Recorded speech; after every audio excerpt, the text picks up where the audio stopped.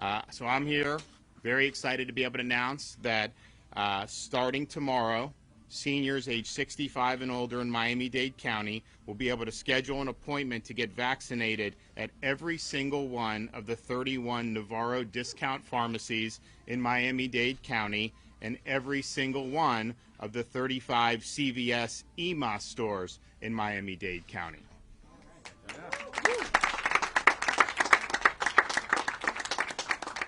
15 traditional CVS stores will also be offering the vaccine in numerous other counties. There is going to be one of those in Dade throughout the state, and basically they were selected to help ensure vaccines reach underserved areas. One will be in Dade, as I mentioned, 2 in Broward, 1 in Palm Beach, 1 in Collier, 1 in Hillsborough, 1 in Manatee, 1 in Hendry, 2 in Polk, 1 in St. Lucie, 1 in Volusia, 1 in Flagler, 1 in Gadsden, and 1 in Escambia. So once appointments are made, vaccinations will begin later this week. They think Thursday. The vaccine's supposed to arrive today, but once you go on tomorrow, you'll be able to select and make an appointment. So to make an appointment at a Navarro discount pharmacy, CVS EMOS, or traditional CVS pharmacy, please visit cvs.com. There's a prominent display at the top of the website. When you put in your zip code, you will be directed to the best options locally. Each site will perform over 100 shots a day is what they're shooting for. Can you do that? Okay. Well, that's going to be really, really good. And if they get more supply, of course, they may even be able to scale up. But this is going to be really significant, I think, for this area. This was the first place we did a big drive-through site at Hard Rock. You have a great health system that's done great. Jackson getting shots out, and there's been other things that have been done. But this really provides a strong retail pharmacy footprint for Miami-Dade County. And I can tell you the retail pharmacies have been a key component of getting shots in the arms of seniors. So if you look throughout the state of Florida, we've been focusing obviously on seniors first. We are #1 in the nation, or close to #1 in almost every key metric involving seniors. We vaccinated well over 2 million seniors. More than 75% of every dose that's been administered in Florida has gone to a senior citizen, and we are going to hopefully hit very soon 50% of all seniors in Florida will have received a shot. We're in the we're about 45, 46% right now. If you look at South Florida, Dade, we have 42% of seniors have gotten one shot. This pharmacy is going to be able to bring those numbers up, I think, very quickly. And I would compare Dade to Palm Beach.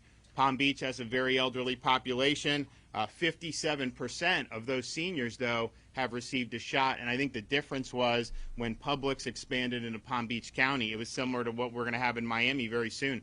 They had over 60 stores. And so people were going into the pharmacies and getting shots. And so I think this is really, really significant in increasing those numbers in Dade very quickly. We're also proud Broward is now 52% of seniors in Broward have received a shot, and we're going to keep on going. Now, this is going to be the most significant footprint for CVS-affiliated pharmacies in the state. As I mentioned, we do have close to 600 Publix pharmacies. And then we also now have almost 120 Walmart and Sam's Clubs throughout the state of Florida. And we have 42 Winn-Dixie. So that's 52 different counties in the state of Florida where you have an ability to do a retail pharmacy. So to schedule an appointment at a Publix pharmacy, visit publix.com/COVID vaccine. For Sam's Club, samsclub.com/COVID. Walmart is walmart.com/COVID vaccine. And for Winn-Dixie, it's winn-dixie.com/pharmacy/COVID/vaccine or -vaccine. So we think that the retail pharmacy access, these are in people's communities. In Palm Beach, when we were decided, I went and met with the county mayor and the government there, said, what would make sense to up these numbers? This is like over a month and a half ago.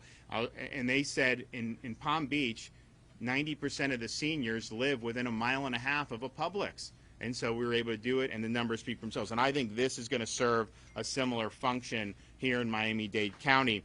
Now, if you look, the retail is obviously one part of our strategy, but we've done a whole bunch of other things, and we're going to continue to do on all these fronts. We have done a number of vaccine events at places of worship. We've had 65 different faith-based events across 18 counties, and that's close to 50,000 vaccinations at this point. In Dade, we've done a bunch of them, including the First Baptist of Homestead, Greater St. Paul AME, the Haitian Emmanuel Baptist Church, and San Lazaro Church. In Broward, we've done First Baptist Church of Piney Grove. We've done Hopeville Missionary Baptist Church, and we've done Mount Hermon AME. And so we're going to continue doing that. As people have some of these congregations make requests, we work to be able to fill them as best we can. Of course, we were just here in Aventura at the synagogue, and we had people from a mosque, a church, and a synagogue, seniors getting vaccinated. And so we think that that's really good. We also continue to send a lot of doses to the individual counties. There's 87 permanent community vaccination sites across the state of Florida, and those are most of those are doing really well. When some of them aren't doing as well, then we try to go in and supplement. We've also been able to do events at senior dominated communities. We've done over 15 senior communities across the state, and that's been about 75,000 shots in those communities. In Broward, which is where we've done the most by far, there have been 32,000 doses administered just for some of these senior communities. So we've done the Century Village in Deerfield, as well as the Century Village in Pembroke Pines. We've done Kings Point in Tamarack, and then we've done Winmore Coconut Creek. So those are thousands and thousands of seniors. You go in, you're able to get it done in a very efficient way. Also in Palm Beach, over 20,000 doses. We've done Century Village in Boca, as well as West Palm Beach, and then Kings Point in Delray. That was the first senior event that we did when we started doing the seniors first. We've also done things at Sola Vida, Lakewood Ranch, Sun City Center, and then most recently at the Mainlands in Pinellas Park in Pinellas County, Florida. So we're going to continue to find senior-dominated areas to supplement the ongoing vaccination efforts. And we're now up to, with our Homebound Seniors program, we're now over 1,300 seniors. And so we started with the Holocaust survivors. We've also done Bay of Pigs veterans. We were here locally within the past couple weeks. And then we're really working hard on our World War II and Korean War veterans. And so we think that that's really good. Of course, the hospitals are still playing a critical role. They do tens of thousands of vaccinations statewide. We are very happy that we're going to have some federally supported sites, including one in Miami-Dade County. It's going to have one in Hillsborough, Orange, and Duval. And this is coming in with federal resources.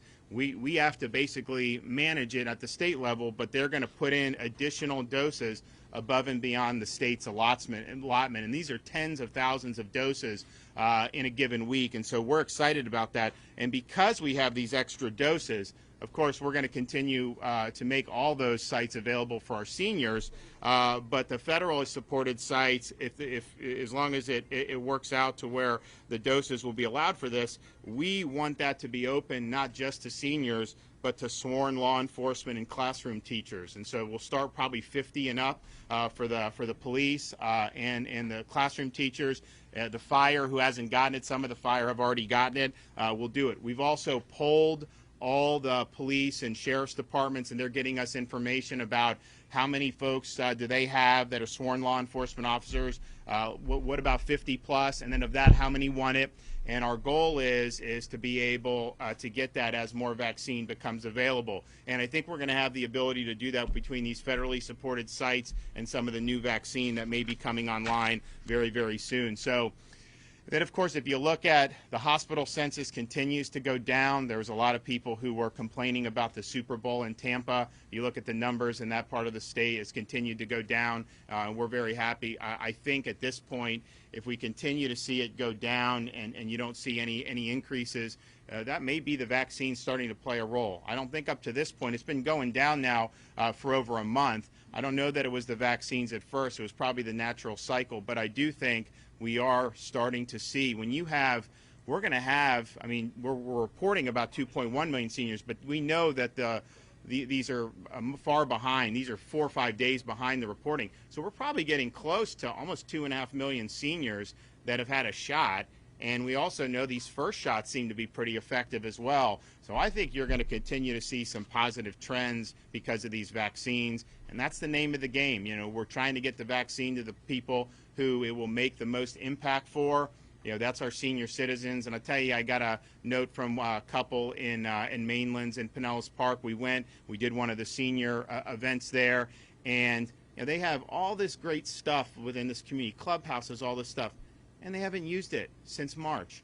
And so this was, all these seniors were in line there. We did thousands of them over a few days, and they wrote to me saying, you know what, we want to get our clubhouses open again. We want to be able to go out and live life to the fullest again. And I believe that that this vaccine will be the ticket to that for many of our seniors. Of course, many of them have been living and making choices all along, but for others who really haven't been comfortable doing things, this provides it. And so CVS, Navarro, part of the mission, we thank you for stepping up to the plate, and we think that this is going to make a huge impact on seniors in Miami-Dade County. Come on. Thank you all for being here. Thank you, Governor. My name is Ahmed Velez. I am Region Director here in Florida, and so pleased to be able to join with the Governor, with so many representatives of state government here. These are great news. These are new developments to the state's response to COVID-19, and I'm very proud to be representing it. I'm also very pleased to represent the thousands of CVS colleagues throughout the state who share in the Governor's commitment to delivering solutions that ensure the health of the communities that we serve. To put the pandemic behind us, this pandemic has taken a lot of lives, and we want to fight. None is more pressing than protecting Floridians against COVID-19 through a timely vaccination process. As one of the state's pharmacy partners for administering COVID-19 vaccines, CVS Health is ready to continue our role in coordinated response to the virus, and it is our responsibility and mission to make sure vaccinations get distributed to those who need it most, to those who are most vulnerable. One of our greatest strengths as a company is our presence in the communities. And I would say that the required second dose is so extremely important, but the initial one is also the one that we have to get done pat right now. At CVS.com or the CVS app, or even a CVS customer telephone number, which would be 1-800-SHOP-CVS, could grant you that possibility for that first shot at any CVS, at any one of our 81 CVS EMAs or Navarros in the state of Florida. Individuals will be able to schedule these vaccinations, and we want to make sure we make it easy, even for those that don't have technology or don't have access to an iPhone. Dozens of these retail locations that I just called out are familiar, culturally relevant healthcare destinations for Black and Hispanic populations across South Florida and other communities with the greatest need for support. We recognize the challenges in vaccination. Medically underserved populations are right now being impacted. Thank you, Governor DeSantis, for your help. Thank you for joining us and for our partnership for, I would say, the greatest public health challenge of our time. And our commitment to all of you here and to our governor is that we will do all that's in our power to vaccinate all who need to get vaccinated and fight this terrible virus that has impacted our communities. So thank you so much for all you do, and you can count on CVS being in the forefront of this terrible virus that's impacted 500,000 people in this world. Thank you so much for all you do. Yep.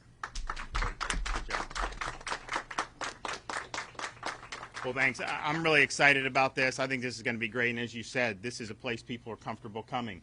And not everyone wants to drive across town to go to sit in line for a drive-through or even go to a hospital. This is something that people go to in their daily lives. So we're really excited.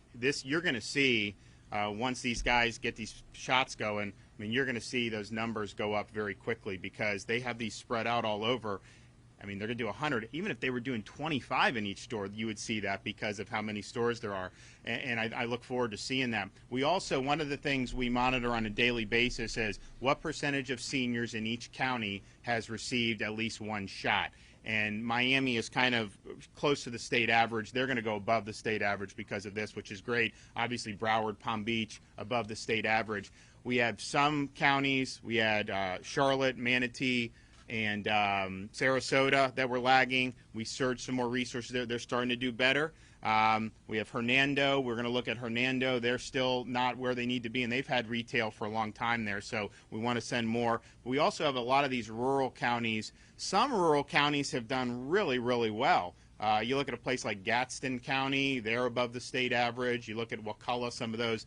But then we have some like DeSoto and Hardy and Glades that are lagging. So we are going to be rolling out a rural vaccination program, and it's basically going to be targeted at the areas that have a low percentage of seniors. A couple of those counties, I think, are even under 30% for seniors that have received a shot. So the good thing about the rural areas is that if you do surge it, you can see the numbers go up pretty quickly. We did that in Pahokee, up in Palm Beach County a couple weeks ago. Have had good results there, so we're going to continue to keep an eye on that. But that's at the end of the day what we're looking for. Anywhere where there are seniors and you don't have a big percentage of them, let's get those percentages up. Miami has done.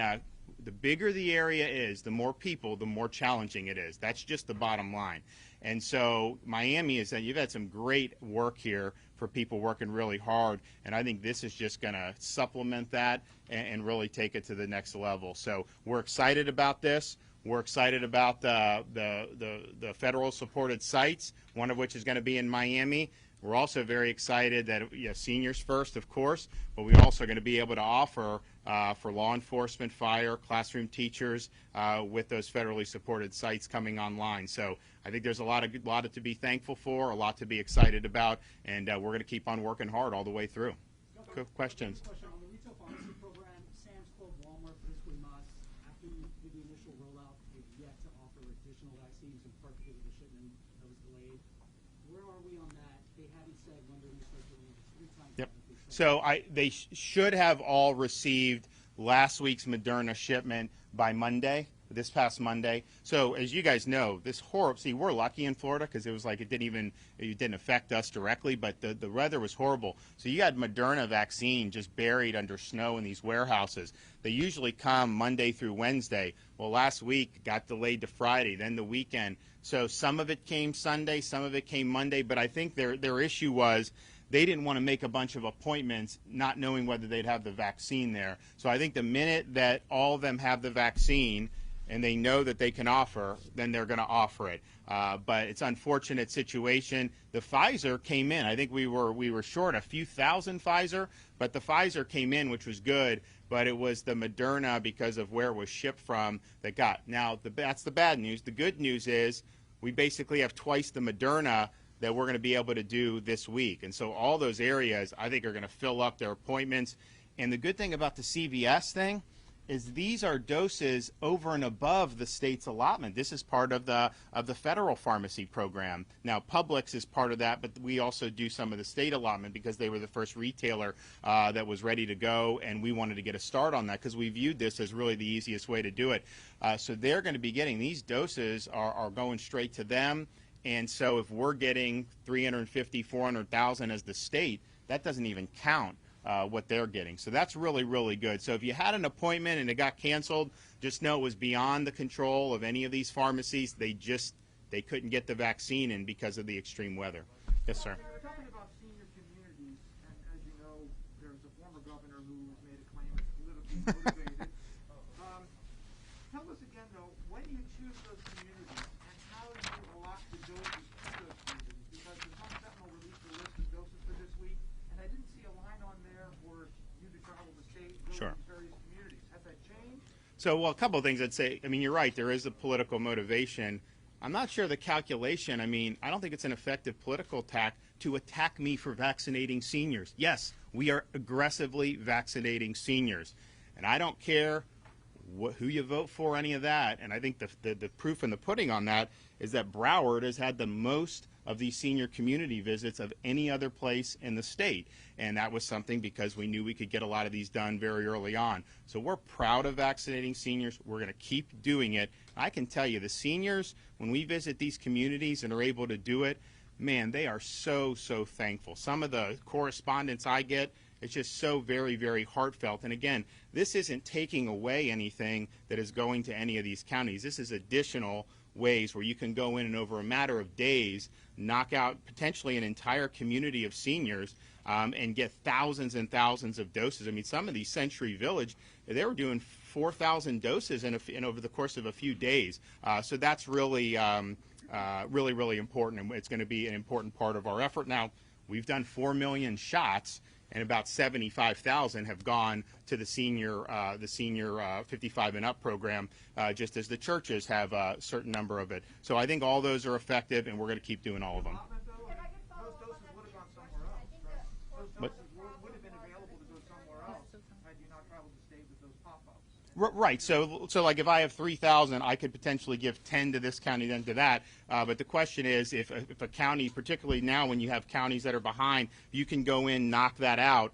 That increases the numbers, and then it takes pressure off the existing. So if you have Publix pharmacies in a place like Sarasota, well, those are 3,000 seniors who are not now going to need to be participating in the Publix pool, or will participate in a county site or the hospitals or things like that. So it's totally supplementary. It's obviously good for those seniors in those communities, but it's also a way, I think, to relieve some of the backlog and some of the pressure on some of the other ways. So we think it's been very effective. We'll continue to do it. Yes, sir. Can you go into more detail about when teachers and police and fire will get the vaccine, where that's going to come from?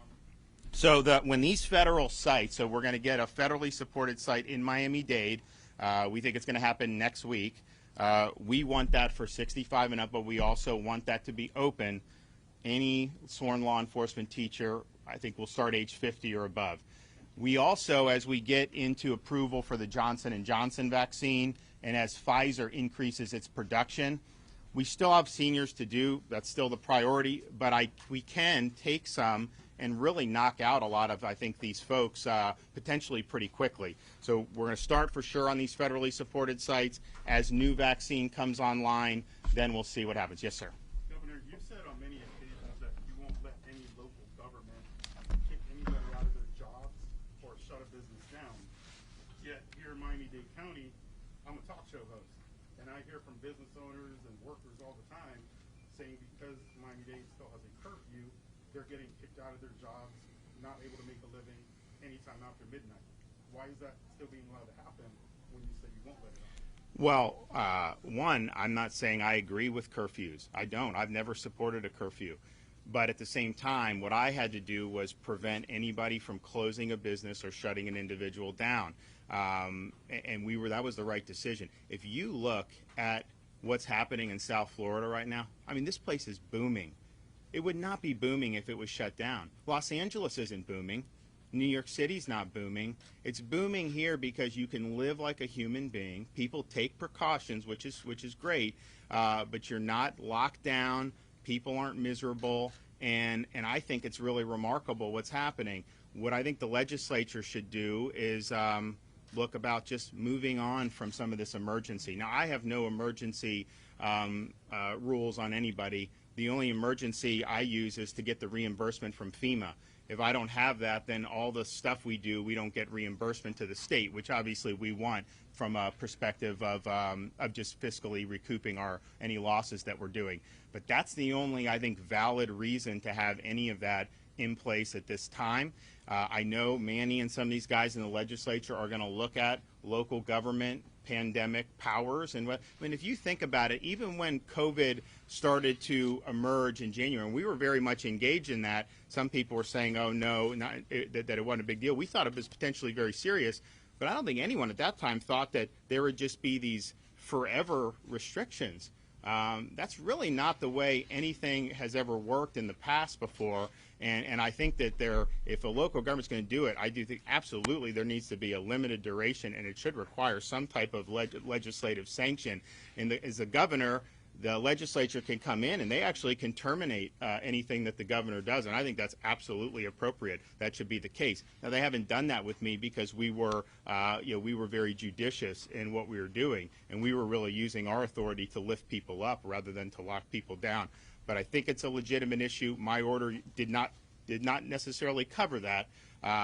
But people do have a right to earn a living. We want to make sure that's done. So stay tuned in terms of the legislature. All right, guys, great seeing you. We're going to take off.